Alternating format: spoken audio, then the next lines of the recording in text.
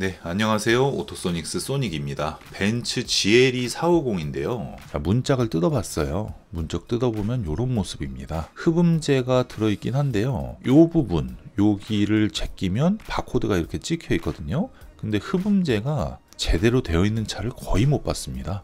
GLE 같은 경우에는 좀 황당한 조립 마감이 되어 있는 차들이 종종 보이는 편이에요. 미국산이다 보니까 약간 그런 부분은 있습니다. 그런 부분이 보이면 제가 다 수정을 해드리니까 그 내용 참고하시면 될 것 같고요. 부메스터 오디오가 들어가 있는데 자체가 워낙 크고 얘네 세팅이 좀 특이하다 보니까 음질에 대한 불만을 가지신 분들이 은근히 많이 계세요. 근데 간단하게 개선이 됩니다. 앞에 스피커랑 센터 스피커 요 정도만 바꾸시면 돼요. 뒷문짝도 해주면 훨씬 좋긴 한데요. 앞문짝만 해도 큰 차이가 나기 때문에 스피커 튜닝으로 큰 효과를 보는 대표적인 차종 중 하나다, 이렇게 보시면 되는데, 스피커를 좀 제대로 달아놓지 못한다 그러면 순정 상태보다 오히려 밸런스가 더 안 좋아져 버려요. 그럼 밸런스가 깨진 상태이기 때문에 이걸 수정하는 방법은 오토소닉스에서 장착하는 것처럼 순정보다 훨씬 좋은 퀄리티와 GLE와 GLS의 단점을 보완하는 장착 방법을 사용을 해서 개선한 작업을 하든가,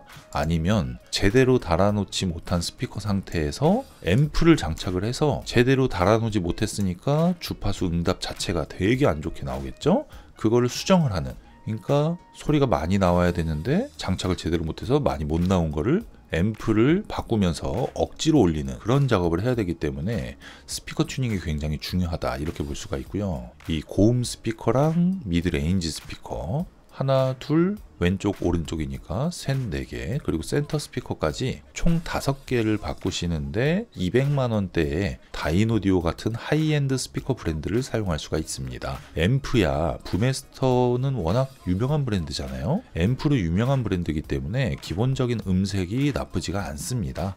GLE 같은 경우에는 S클래스 신형보다는 음색이 좀 안 좋은 편은 사실인데, 스피커 튜닝을 해놨을 때는 소리가 굉장히 잘 나오는 차예요. 그리고 부메스터 오디오의 장점, 서라운드 시스템을 제대로 사용하려면 뒷문짝 스피커까지는 바꾸는 게 훨씬 좋긴 좋습니다. 앞에만 시공하실 경우에는 200만원대로 선택을 할 수가 있고, 뒷문짝까지 하실 경우에는 400만원대 초반 가격으로 다이노디오 스피커를 장착하실 수가 있습니다. 앞 스피커라고 하는 거는 센터 스피커 포함해서 5개 기준이고요. 뒷 스피커까지 한다고 하면 9개가 되는 겁니다. 스피커 개수가 좀 많죠. 그리고 방음 같은 경우에는 스피커를 하기 때문에 방음을 하는 게 아니에요.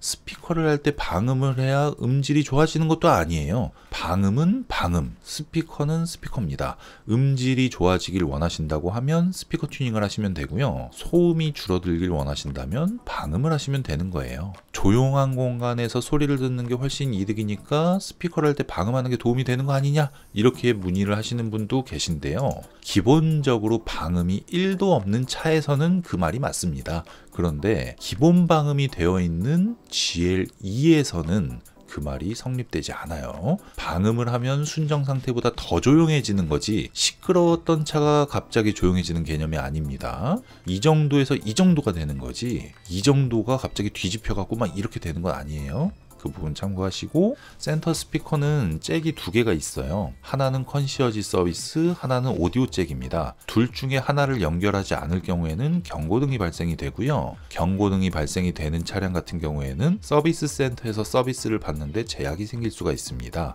앰프 장착을 하는 거는 출력 부분을 건드리는 거기 때문에 AS가 제한을 받을 수가 있는 거고요. 스피커 같은 경우에는 차체에 있는 잭에서 신호가 와서 얘는 신호를 받아서 재생을 하는 재생 유닛이기 때문에 AS랑 연관이 없는 겁니다. 센터 스피커 같은 경우에는 공간적으로 굉장히 협소한데요. 음이 새는 부분도 있기 때문에 그 부분까지 꼼꼼하게 마감 처리를 해놨고요. 엔진 소리부터 해가지고요. GLE 450 같은 경우에도 방음 효과를 굉장히 크게 볼 수 있는 차종입니다. 천장에서도 소리가 좀 많이 들려오는 차량이기 때문에 이중접합 유리가 들어간다고 해도 어느 정도 소음은 우리가 쉽게 느낄 수가 있어요. 특히나 터널에 진입할 때 여느 브랜드보다 벤츠에서 들려지는 터널 소음이 더 큽니다. 그 부분을 참고를 하시고요. 뜯어놓은 걸 보면 기존 모델인 ML, ML에서 이제 GL2로 페이스리프트가 되면서 명칭이 바뀌었던 건데 그때 수준보다는 괜찮아졌으나 현재 판매되고 있는 S클래스랑 비교를 한다 그러면 부족한 점이 굉장히 많습니다.